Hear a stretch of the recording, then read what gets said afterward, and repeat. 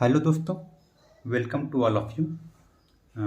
जैसा कि पिछले वीडियो क्लास में हमने एक्टिव पैसिव वॉइस में ट्रांसफॉर्मेशन के समय अफर्मेटिव सेंटेंस को पैसिव में बदलना सीख लिया था स्ट्रक्चर के थ्रू और रूल्स के थ्रू। तो आज का ये जो वीडियो लेक्चर है, इस वीडियो लेक्चर में हम लोग नेगेटिव सेंटेंस को पैसिव में बदलना सीखेंगे। कुछ इनसे रिलेटेड जितने भी टेंस होते हैं, जिन टेंसेस का हम लोग पैसिव बना सकते हैं, उनके एक्सरसाइज को करेंगे। तो पहले हम लोग जान लेते हैं कि कैसे नेगेटिव सेंटेंस को पैसिव में ट्रांसफॉर्म किया जाता है, कैसे बदला जाता है। तो रूल्स वही है, ज़्यादा कुछ चेंजेज नहीं है। बस नेगेटिव आ गया है तो नॉट का प्रयोग कर लिया जाएगा। अगर एक्टिव वॉइस का वाक्य नेगेटिव है तो डेफिनेटली जो पैसिव बनेगा उस दिए गए सेंटेंस का वो भी नेगेटिव ही बनेगा। तो ऐसा क्या करते हैं, जब पैसिव वॉइस को हम लोग एक्टिव वॉइस के नेगेटिव सेंटेंस को लोग पैसिव बनाते हैं तो काम वही है। सबसे पहले क्या लिखेंगे, ऑब्जेक्ट को सब्जेक्ट बना लेंगे, पहला काम होगा। उसके बाद क्या लिखेंगे, टेंस का पॉइंट नंबर टू हमारा क्या हो जाएगा, वर्ब टू बी का प्रयोग करेंगे। सीधे शब्द में जो हेल्पिंग वर्ब होगा पैसिव के अकॉर्डिंग उसका प्रयोग कर लेंगे, वर्ब टू बी का प्रयोग कर लेंगे। उसके बाद क्या करना होगा, उसके बाद हम लोग नॉट का प्रयोग करेंगे, नॉट का प्रयोग करेंगे। और उसके बाद जो अगला काम होगा, नॉट को लिखने के बाद मेन वर्ब की कौन सी फॉर्म लिखेंगे, मेन वर्ब की थर्ड फॉर्म अर्थात V3 का प्रयोग करेंगे। और लास्ट में क्या करेंगे, जो एक्टिव वॉइस का सब्जेक्ट होगा उसको बाई प्लस ऑब्जेक्ट में बदल देंगे, बाई प्लस ऑब्जेक्ट में बदल देंगे। और अगर इसको स्ट्रक्चर के थ्रू लिखना होगा तो स्ट्रक्चर के थ्रू कुछ इस प्रकार से हो जाएगा। ऑब्जेक्ट आएगा सबसे पहले, लेकिन ऑब्जेक्ट तो आएगा लेकिन उसका केस क्या हो जाएगा, उसका केस हो जाएगा सब्जेक्टिव केस। उसके बाद वर्ब टू बी को मैं हेल्पिंग वर्ब लिख रहा हूँ, हेल्पिंग वर्ब लिखेंगे। उसके बाद क्या लिखेंगे, नॉट लिखेंगे। उसके बाद लिखेंगे V3 अर्थात मेन वर्ब की थर्ड फॉर्म लिखेंगे, बाई लिखेंगे, बाई प्लस ऑब्जेक्ट का प्रयोग किया जाएगा। हाँ, यदि एक्टिव वॉइस के वाक्य में एक्स्ट्रा वर्ड भी होंगे तो उन्हें बाई प्लस ऑब्जेक्ट के पहले लिखा जाएगा। ये देखिए सब्जेक्ट जो होगा उसको हम लोग ऑब्जेक्ट लिखेंगे, इसलिए सब्जेक्ट किस केस में आ जाएगा, ऑब्जेक्टिव केस में आ जाएगा। ठीक है, तो ये हो गया हमारा। अगर इसको हम लोग जनरलाइज करें जैसे, तो ये व्यापक समीकरण हो गया, हम कह सकते हैं व्यापक संरचना हो गई है। लेकिन अगर हम लोग इसको टेंस के अनुसार लाना चाहें, सपोज दैट हमको प्रेजेंट इंडेफिनिट टेंस के वाक्य को चेंज करना है पैसिव वॉइस में, तो पहला हिस्सा तो सेम रहना है। मतलब ऑब्जेक्ट तो पहले आएगा ही सब्जेक्टिव केस में, ऑब्जेक्ट आ जाएगा सब्जेक्टिव केस में। उसके बाद हेल्पिंग वर्ब, और हमको पता है जब प्रेजेंट इंडेफिनिट टेंस को हम लोग पैसिव में कन्वर्ट करेंगे तो हेल्पिंग वर्ब क्या रहेगा, इज एम आर। अर्थात अब यही जो इज एम आर है यही क्या है, यही है वर्ब टू बी। उसके बाद क्या लिखेंगे, नॉट लिखेंगे। उसके बाद क्या आएगा, वर्ब की थर्ड फॉर्म। आफ्टर दैट अगर एक्स्ट्रा वर्ड होगा तो अब यहीं पर एक्स्ट्रा वर्ड लिख लेंगे, अगर एक्स्ट्रा वर्ड नहीं है तो बाई लिखकर जो एक्टिव वॉइस का सब्जेक्ट होगा उसको लिखेंगे, सब्जेक्ट लिखेंगे, लेकिन उसका केस क्या बन जाएगा, उसका केस बन जाएगा ऑब्जेक्टिव केस। तो ये कैसे क्या ऑब्जेक्टिव केस है, क्या होता है, ये सब पीछे बता चुका हूँ। तो चलिए इसका इस जनरल स्ट्रक्चर का प्रयोग करके कुछ वाक्यों को हम लोग नेगेटिव सेंटेंस के पैसिव वॉइस में बदलते हैं। जैसे कि यहाँ पर मैंने कुछ एग्जाम्पल लिए हुए हैं, तो यहाँ पर कुछ एग्जाम्पल्स हैं जिसमें पहला एग्जाम्पल क्या है, सी डज नॉट लाइक यू।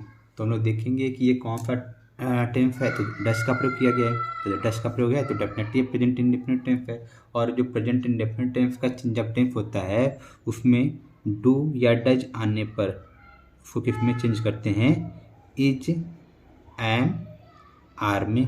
और जो वर्ब की फर्स्ट फॉर्म होगी उसको कन्वर्ट कर देंगे वर्ब की थर्ड फॉर्म में। तो ये चीज़ हमको अप्लाई करना है। तो अर्थात जो हेल्पिंग वर्ब होगा एच वी क्या हो गया है, इज एम आर में से कोई एक आएगा। अब कौन आएगा, ये तो जो नया सब्जेक्ट बनेगा, मतलब इसमें जो ऑब्जेक्ट है उसको जो बुलाएंगे वो सब्जेक्ट का काम करेगा, उसी सब्जेक्ट के अनुसार हम लोग इज एम आर में से किसी एक को चूज करेंगे। तो मैंने बताया था जो मेन वर्ब होगा उसके ठीक बाद आने वाला शब्द यूजली क्या बन जाता है, सब्जेक्ट बन जाता है, ऑब्जेक्ट होता है, उसी को हम लोग क्या बनाएंगे, सब्जेक्ट। तो यू हमारे यहाँ पर ऑब्जेक्ट है और यू का सब्जेक्टिव किस क्या होता है, यू का यू ही होता है, यू में कोई चेंज नहीं करते हैं। तो हमने यू लिख दिया। अब यहाँ पे डच को रिमूव करेंगे, डच का ट्रांसफॉर्मेशन किस में हो जाएगा, इज एम या तो आर में। तो यू के साथ क्या प्रयोग करते हैं, यू के साथ प्रयोग करते हैं आर का। तो यहाँ पर क्या लिख लिया जाएगा, आर। अब देखिए एक्टिव वॉइस नेगेटिव था तो इफ नॉट को हटाना नहीं है, इफ नॉट को भी आर के बाद लिख लेंगे। यहाँ पर वर्ब की फर्स्ट फॉर्म है और पैसिव में हमेशा किसका प्रयोग करते हैं, पैसिव में हमेशा प्रयोग करते हैं वर्ब की थर्ड फॉर्म का। तो लाइक का क्या हो जाएगा, लाइक्ड। और जो अब यहाँ पर देखिए हमने इसको भी ट्रांसफॉर्म कर लिया, इसको भी बचा क्या है, सब्जेक्ट। अभी सब्जेक्ट को क्या बनाना है, बाय प्लस ऑब्जेक्ट। तो पहले बाय लिख लें। अब देखिए सब्जेक्ट को लाना यहाँ पर है, लेकिन किस केस में लाना है, ऑब्जेक्टिव केस में लाना है। तो सी का ऑब्जेक्टिव केस क्या होता है, सी का ऑब्जेक्टिव केस होता है हर। तो ये हमारा बन गया है पैसिव वॉइस गिवन सेंटेंस का। आई होप आपको ये एग्जाम्पल समझ में आया होगा। अब बढ़ते हैं अगले एग्जाम्पल की तरफ। तो अगला एग्जाम्पल क्या है, he did not buy mangoes today. तो यहाँ पर देखेंगे, यहाँ पर किसका प्रयोग किया गया है, डिड का प्रयोग किया गया है। और जब डिड आता है तो इसको चेंज करते हैं वाज या तो वर में, यानी कि अब जो हेल्पिंग वर्ब होगा यहाँ पर जो एच बी लिखा हुआ है, फिर एच बी की जगह क्या आएगा, या तो वाज आएगा या तो वर आएगा। चलिए देखते हैं क्या आता है। तो ऑब्जेक्ट क्या है, देखिए मेन वर्ब बाई है, इस बाई के बाद आने वाला शब्द क्या है, मैंगोज। तो ये हमारा ऑब्जेक्ट हो गया। ऑब्जेक्ट को क्या बनाएंगे, सब्जेक्ट। तो यहाँ पर हो जाएगा मैंगोज, मैंगोज। अब हम लोग जो वर्ब देखेंगे, जो सब्जेक्ट बना है, ऑब्जेक्ट से सब्जेक्ट बना है, ये प्लूरल फॉर्म में बहुवचन है। और आपको पता है कि बहुवचन सब्जेक्ट के साथ हेल्पिंग वर्ब क्या आता है, वर आता है। तो यहाँ पर क्या लिख लेंगे, वर, मैंगोज वर। अब नॉट है तो यहाँ नॉट भी लिख लेंगे। अब देखिए जो खत्म हो गया उसको हटा देते हैं। हमने मैंगोज को लिख लिया है, हमने नॉट को लिख लिया, डिड को भी कन्वर्ट कर लिया है। अब लिखना है नॉट के बाद क्या लिखना है, वो यहाँ पर देखिए निगेटिव सेंटेंस हम लोग स्ट्रक्चर में कुछ गड़बड़े किए हैं। हेल्पिंग वर्ब के बाद यहाँ पर नॉट लिखना था, यहाँ पर क्या लिखना है, हेल्पिंग वर्ब के बाद नॉट। तो ये नॉट हो गया। तो अब इसको देखते हैं जो चेंज कर रहे थे। तो नॉट आ गया, वर्ब की थर्ड फॉर्म लिखना है, नॉट के बाद क्या लिखना है, वर्ब की थर्ड फॉर्म। तो बाय का थर्ड फॉर्म क्या होता है, बॉट। ये हो गया बॉट। तुमने अभी इसका भी प्रयोग कर लिया है। अब देखिए बाय प्लस ऑब्जेक्ट तो लिखना है, लेकिन यहाँ पर हमको एक्स्ट्रा वर्ड मिल गया है टुडे। तो इस टुडे को यहीं पर लिख लेंगे बॉट के बगल में, टुडे। अब बाय लिखेंगे और ही का ऑब्जेक्टिव किस क्या होता है, ही का ऑब्जेक्टिव किस होता है, हिम। तो ये भी बन गया पैसिव वॉइस ऊपर दिए गए सेंटेंस का। तो आई होप आपको ये समझ में आया होगा। अब बढ़ते हैं अगले एग्जाम्पल की तरफ। अब क्या दिया हुआ है, he will not drive the car. तो इस सेंटेंस में देखेंगे किसका प्रयोग किया गया है, फिर विल और ड्राइव। इट मीन्स ये क्या हो गया है, फ्यूचर इंडेफिनिट टेंस। जब विल या फैल आता है तो इसको कन्वर्ट करते हैं, अर्थात जब विल आए या फैल आए तो इनका कन्वर्जन होता है, विल या फैल तो रहेगा ही, उसके साथ क्या जुड़ जाता है, बी। और जो वर्ब की फर्स्ट फॉर्म होगी उसको कन्वर्ट कर देंगे वर्ब की थर्ड फॉर्म में निगेटिव के साथ। तो इसको चेंज करेंगे जब पैसिव में, तो ड्राइव के बाद शब्द क्या मिला है, द कार। ये हमारा ऑब्जेक्ट हो गया, इसको सब्जेक्ट बनाएंगे तो सब्जेक्ट क्या आ जाएगा, द कार। अब देखिए फैल कब लगता है, फैल लगता है आई और वी के साथ। तो यहाँ पर न तो आई है न तो वी है, अर्थात फैल नहीं आएगा। तो क्या आएगा, विल। और यहाँ पर नॉट है इसलिए जो बी लगाना है, बी तो लिखेंगे लेकिन नॉट के होने की वजह से पहले नॉट लिखा जाता है, फिर उसके बाद बी लिखेंगे। अर्थात नॉट, इस बी का प्रयोग कब करेंगे, नॉट को लिखने के बाद। तो ये क्या हो गया, the car will not be. अब वर्ब की थर्ड फॉर्म लिखना है, ड्राइव का थर्ड फॉर्म क्या होता है, ड्रिवेन। अब क्या लिखना है, बाई प्लस सब्जेक्ट। तो यहाँ पर बाई लिखेंगे, सब्जेक्ट क्या है, ही का ऑब्जेक्टिव किस क्या आ जाएगा, हिम।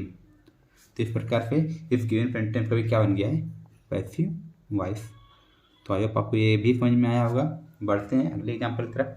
जहाँ भी आपको न समझ में आए या फिर आपके पास अपना कोई एग्जाम्पल और कोई क्वेश्चन जो आप पूछना चाहते हैं, आप उसे कमेंट बॉक्स में पूछ सकते हैं। वहाँ से मैं आपके आंसर को बता दूंगा।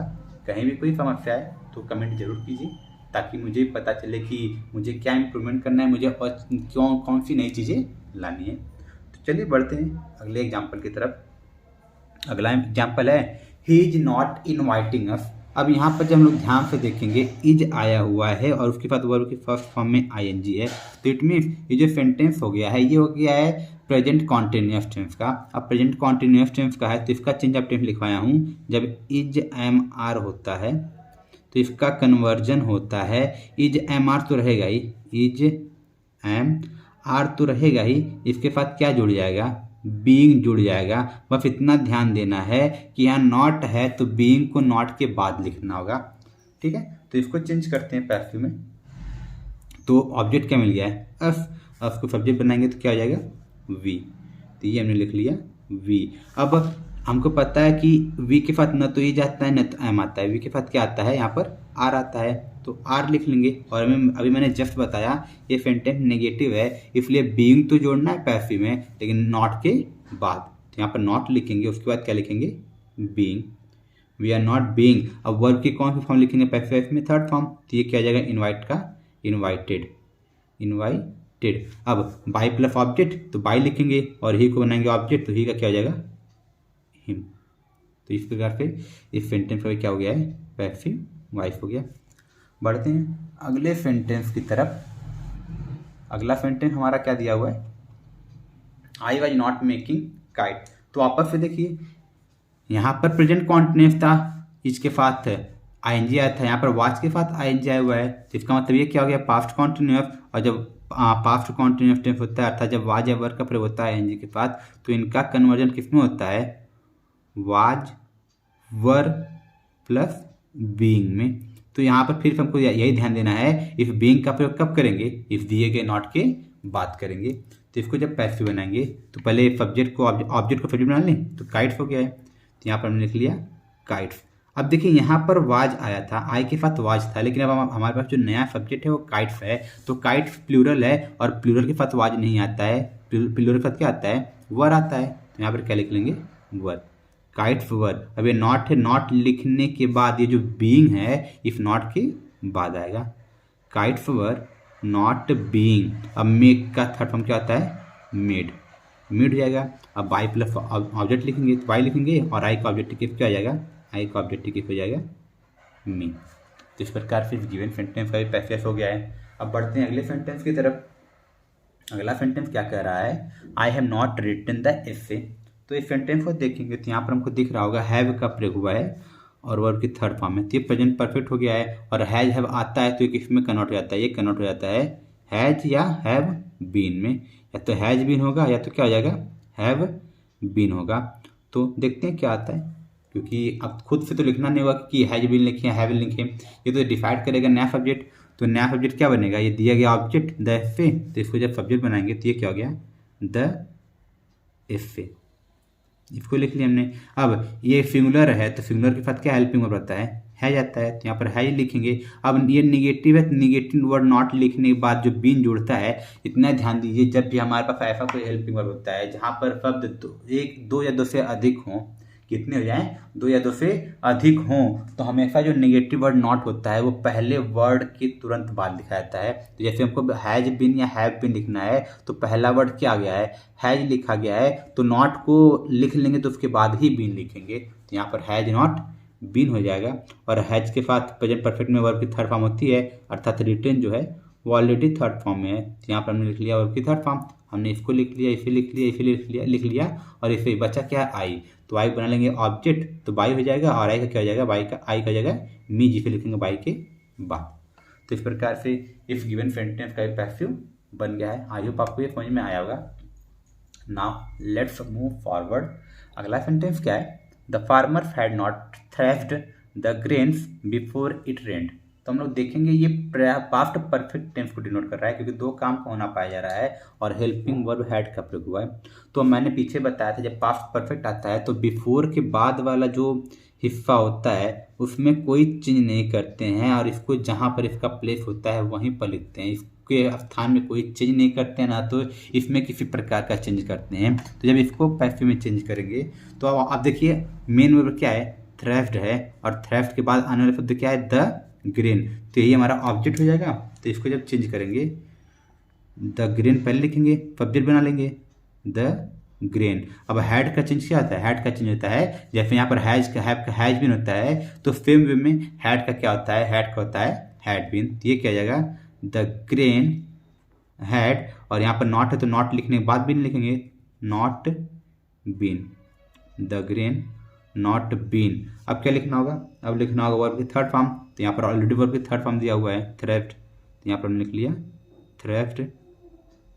अब देखिए यहाँ से हमने ये लिख लिया, ये लिख लिया, ये भी लिख लिया और इसे भी लिख लिया। अब बच्चा है इस हिस्से का द फार्मर, तो इसके पहले क्या लगा लेंगे बाई लिखेंगे, उसके बाद लिखेंगे द फार्मर्स, तो ये हो गया।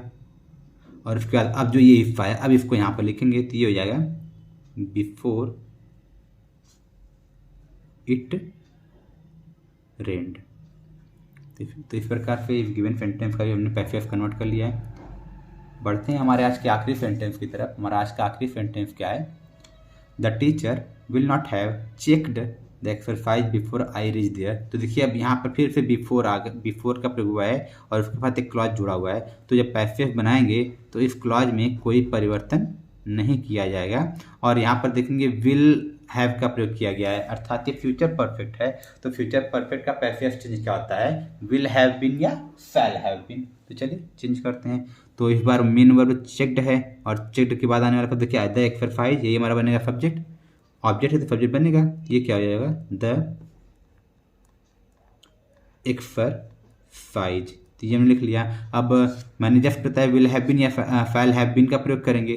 तो यहाँ पर आई अभी तो है नहीं, तो डेफिनेटली फैल तो आएगा नहीं। तो विल लिखेंगे और उसके बाद देखिए जैसे नॉट लगा हुआ है तो नॉट को लिखने के बाद हैव बीन लिखेंगे।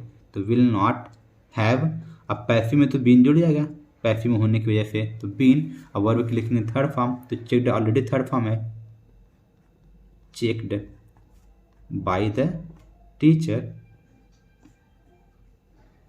By the teacher. अभी इस में कोई परिवर्तन नहीं करना था, उसको हम लोग एज इट इज लिख लेंगे। तो ये क्या हो जाएगा? Before I reached there. तो इस प्रकार से इस सेंटेंस को हमने किस में कन्वर्ट कर लिया है? पैसिव में कन्वर्ट कर लिया है। तो आई होप आपको ये आज का एक्सरसाइज समझ में आया होगा। अगले एक्सरसाइज में हम लोग एक्टिव पैसिव वॉइस में इंट्रोगेटिव सेंटेंस को पैसिव में बदलना सीखेंगे। उसके बाद मैं आपको कुछ अलग नियमों को बताऊंगा, जैसे कि क्या होता है कि जब हु वाला वाक्य हो जाए, हुम वाला हो जाए, वाट वाला हो जाए, इनको चेंज करने का तरीका दूसरा होता है। और प्लस हाउ मेनी का हो जाए या तो इनको कैसे चेंज करेंगे। हुज प्लस नाउन आए तो उनको कैसे चेंज किया जाएगा। और कब हम लोग अलग प्रीपोजिशन, अर्थात अभी तक हमने देखा है कि सिर्फ हम लोग बाय का प्रयोग कर रहे हैं। कब कभी कभी क्या होता है कि बाय की जगह टू आता है, एट आता है, विथ आता है, इन आता है। तो इनका प्रयोग कब करेंगे ये आगे की वीडियो में हम लोग डिस्कस करेंगे। तो इसी के साथ आज की वीडियो को मैं समाप्त कर रहा हूँ। Thank you.